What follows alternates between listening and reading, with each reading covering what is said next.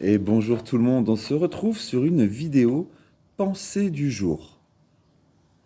La pensée du jour, c'est l'ingratitude comme le meilleur moyen de tester la réalité de votre amour ou de votre bonne action à un niveau plus simple, parce que l'amour, c'est le fait de faire les choses par amour. Ça ne veut pas dire l'amour sentimental comme on le connaît, hein, c'est un amour un peu au-delà de ça. Alors, c'est quoi cette idée? L'ingratitude des gens me permettrait de voir si je suis dans l'amour? Eh ben oui.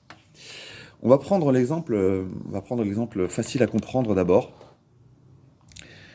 Ça, c'est pas de moi, hein, j'ai vu un mec qui traitait ce sujet, je trouvais ça extraordinaire, alors je l'ai repris aussi. Euh, vos adolescents, vos adolescents, ils sont parfois incroyablement ingrats. Tout simplement parce que à l'adolescence, ils sont en train de se construire eux-mêmes. Ils sont en train de créer leur propre personnalité dans leur propre univers.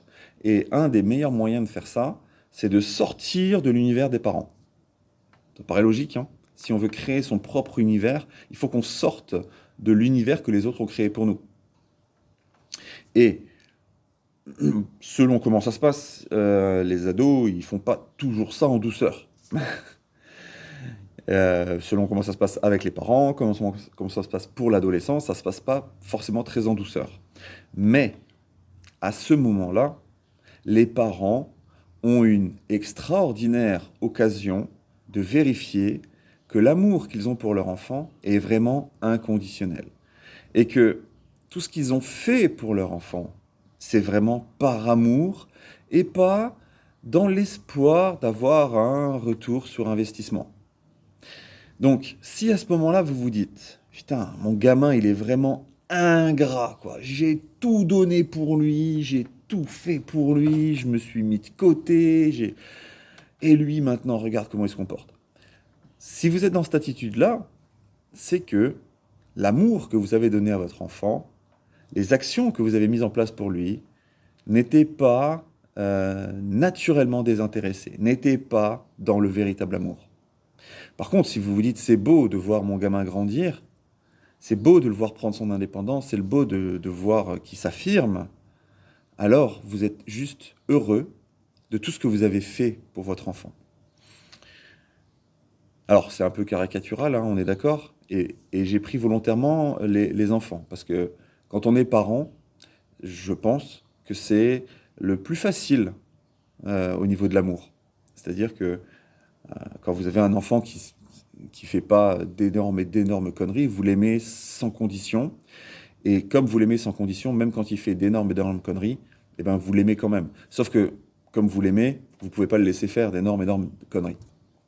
Mais s'il fait juste des petites bêtises d'adolescent et qu'il prend juste son indépendance et qu'il vous parle pas toujours aussi bien que vous auriez aimé qu'il vous parle, eh ben c'est normal. Et comme c'est votre enfant, vous l'aimez et vous comprenez que ce n'est pas de l'ingratitude, que ce n'est pas dirigé contre vous, c'est simplement lui qui est en train de se construire. Donc avec les enfants, c'est facile.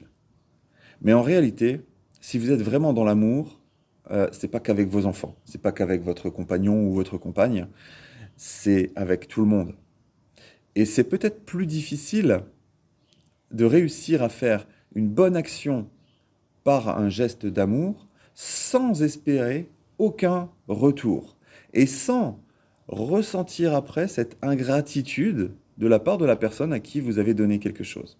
C'est à ça qu'on distingue une vraie bonne action d'une bonne action mais avec un retour sur investissement attendu, avec un intérêt. Si vous proposez à quelqu'un vos services gratuitement, parce qu'il a besoin de votre aide, et que vous savez qu'il a besoin de votre aide, c'est un ami, voilà, c'est un ami. Allez, on va prendre un exemple concret. Vous avez un ami qui vous appelle le samedi soir en galère absolue, parce que le lendemain, il doit absolument vider un garage. C'était pas prévu, mais il avait un garage de stockage comme ça, et, euh, et il a besoin de vous le lendemain matin parce qu'il faut absolument le vider. Le proprio, il veut récupérer le garage, c'est la merde absolue. Le mec ne peut pas s'en sortir. Il vous appelle, on est samedi soir, il est 23 heures, et il vous dit, mec, il faut absolument que tu viennes m'aider demain. Avant 8 heures, il faut que le garage soit vide. Sinon, je suis grave dans la merde. Et là, comme vous vous sentez quelqu'un de bien, et que c'est votre ami, et que vous pouvez vraiment le faire, dites bon, ok, pas de problème, vas-y, j'arrive, je suis chez toi à 4 heures du matin, et de 4 heures à 8 heures, on vide le garage, et tout se passera bien. Vous le faites, tout se passe bien et tout. La semaine d'après, le samedi soir, à 23 heures, vous apprenez que le lendemain matin, vous allez avoir besoin d'un coup de main un peu pareil, parce que faut que quelqu'un vienne garder vos enfants, parce que vous devez absolument partir et vous avez personne. Et là, vous vous dites, ben, je vais rappeler mon pote là. Hier, la semaine dernière, j'étais là pour lui, donc ben, il sera là pour moi cette semaine. Et là, vous l'appelez et il vous dit, ah mec, ça aurait été avec plaisir, mais franchement là, demain, je peux pas. Je peux pas parce que figure-toi qu'il y a mes beaux-parents qui ont débarqué et si je me casse demain matin, ma femme elle va me tuer. Il faut absolument que je sois là. Je suis désolé mec, je peux pas t'aider. Si à ce moment-là, vous vous dites, hey, la semaine dernière, moi je suis venu à 4 heures du mat pour toi. Et toi, t'es pas foutu de revenir maintenant? Si vous vous dites ça, ça veut dire que la semaine d'avant, vous l'aviez fait dans l'espoir d'un retour d'ascenseur. Si vous vous dites, ah mince, ok, bah il n'y a pas de souci mon ami, alors ça voudrait dire que la semaine d'avant, c'était vraiment désintéressé. Je suis pas en train de dire qu'il n'y a pas de renvoi d'ascenseur. Je suis pas en train de dire que quand vous avez donné un coup de main à quelqu'un, ce quelqu'un, il vous donnera pas un coup de main un autre jour. Je vous dis juste qu'il vous doit rien. Si vous avez donné quelque chose sincèrement et gratuitement, c'est sans espoir de contrepartie. Et là, vous l'avez vraiment donné sincèrement, vous l'avez donné avec amour. Si vous l'avez donné en vous disant un jour, et ce jour ne viendra peut-être jamais, je te demanderai de me rendre un service, ça, c'est le début du parrain. C'est pas l'amour. Donc, si vous donnez les choses en espérant un retour, vous n'êtes pas dans la bonne action désintéressée, vous n'êtes pas dans l'amour. Mais si vous arrivez à donner des choses sans aucun espoir de retour sur investissement, vous avez le droit de demander. Mais si quand on vous dit non, vous le prenez mal, vous n'êtes plus dans l'amour. Si quand on vous dit non, vous dites ok, il n'y a pas de souci, je comprends, là, vous êtes dans l'amour. Donc l'ingratitude qu'on ressent, c'est finalement une bonne information pour soi, pour se dire merde, en fait, j'étais pas sincère quand j'ai vraiment donné les choses. Ou alors j'ai été clair dès le départ. Je dis ok, aujourd'hui c'est moi qui te rends le service, mais un jour je reviendrai vers toi. Mais ça, je sais pas. Ça peut être ok quand c'est annoncé dès le départ, mais ça doit être très très ok quand c'est annoncé.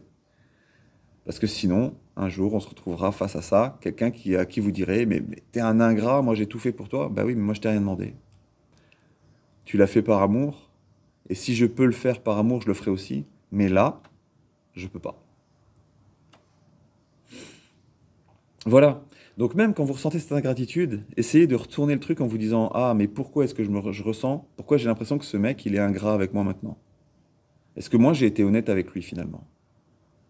Et ça vous permet d'avancer sur vous-même, et soit d'être beaucoup plus clair avec les autres après, soit d'être vraiment dans l'amour, soit d'être vraiment dans la générosité, et de donner vraiment sans espoir de retour.